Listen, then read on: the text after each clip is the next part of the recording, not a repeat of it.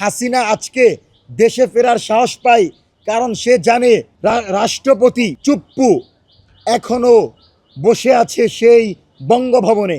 দীর্ঘ 16 বছর গুম খুনের রাজত্ব কায়েমকারী ডাইনি শেখ হাসিনা ইতিমধ্যেই রয়টার্সে বিবৃতি দিয়ে বলেছেন, সাক্ষাৎকারে বলেছেন তিনি নাকি দেশে ফিরতে চান।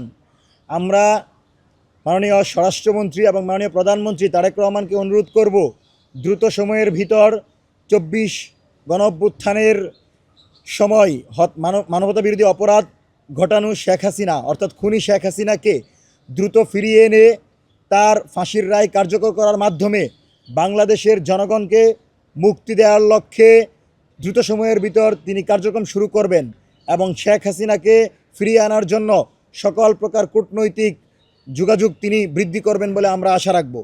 রূপায়ণ lake castle, welcome to the land of piece.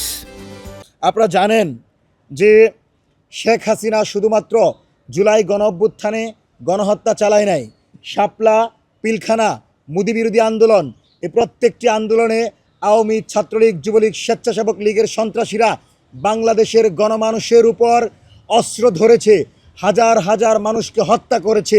তারপরেও যদি আওয়ামী লীগকে ফাঁসির দড়িতে ঝুলানো না যায়, এদেশের জনগণ কিন্তু স্বাধীন সার্বভৌম বাংলাদেশের স্বাদ পাবে না। সুতরাং যে কোনো মূল্যে আওয়ামী গোষ্ঠীদেরকে বিচারের মুখোমুখি করতে হবে। সেজন্য আমরা পূর্বেই বলেছি, যেহেতু হাসিনা প্রত্যক্ষভাবে তাদের সামরিক বাহিনী পাশাপাশি আওয়ামী লীগ, ছাত্রলীগের নেতাকর্মীদের মাধ্যমে জুলাই গণহত্যা চালিয়েছে, সেজন্য তার যে ফাঁসির রায় হয়েছে সেই রায় যেন দ্রুত সময়ের ভিতর কার্যকর করা হয়, সেজন্য আমরা সরকারের কাছে আহ্বান জানাবো। পাশাপাশি হাসিনার রায় কার্যকর করলে হবে না, কামাল সহ তৎকালীন মন্ত্রী পরিষদে যারা ছিল এবং আমলাদের মধ্যে যারা জুলাইয়ের বিরুদ্ধে অবস্থান নিয়েছিল তাদের প্রত্যেককে চিহ্নিত করতে হবে। কারণ আমরা মনে করি আওয়ামী ফ্যাসিবাদী কাঠামো ছিল একটা কাঠামো, এটা কোনো দলের না। এই কাঠামোর ভিতর যদি কোনো সরকার রাষ্ট্র ব্যবস্থা পরিচালনা করতে চায় তাহলে তাকেও আওয়ামী লীগ হয়ে উঠতে হবে। সুতরাং সম্পূর্ণ ফ্যাসিবাদী কাঠামোর বিলুপ্ত করার জন্য আওয়ামী লীগের সকল রাজনৈতিক পদ্ধতিকে অপসারণ করতে হবে এবং সচিবালয় সহ যে সকল জায়গায় আওয়ামী ফ্রেমিং এখনও রয়েছে সেই জায়গাগুলোতে জাতীয়তাবাদী দলের নতুন বাংলাদেশের চিন্তার আলোকে রাষ্ট্রযন্ত্র পরিচালনা করতে হবে। সবচেয়ে উল্লেখযোগ্য বিষয় হচ্ছে হাসিনা আজকে দেশে ফেরার সাহস পায়, কারণ সে জানে রাষ্ট্রপতি চুপ্পু এখনও বসে আছে সেই বঙ্গভবনে। বঙ্গভবনে যদি আওয়ামী লীগকে বসিয়ে রাখেন তাহলে হাসিনা অবশ্যই শেকড়ের জোর পাবে, দেশে আসার সাহস পাবে, আবারও নৌকা নিয়ে দেশে আসার চেষ্টা করবে।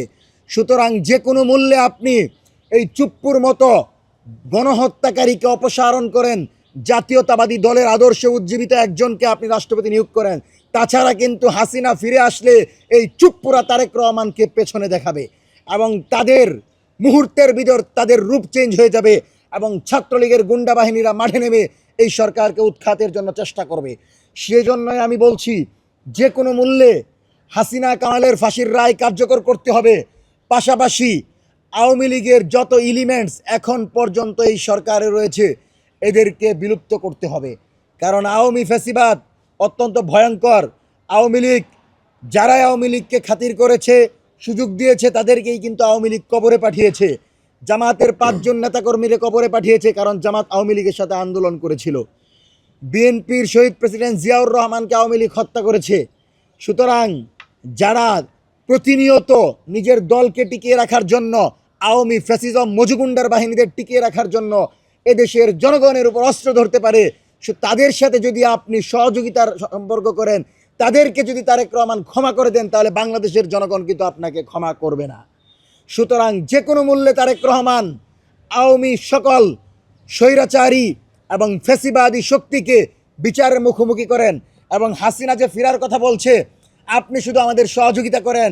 বাংলাদেশের প্রতিটি প্রান্তরে হাসিনার প্রতীকী মূর্তি ফাঁসির দড়িতে ঝুলবে আর জনগণ উল্লাস করবে।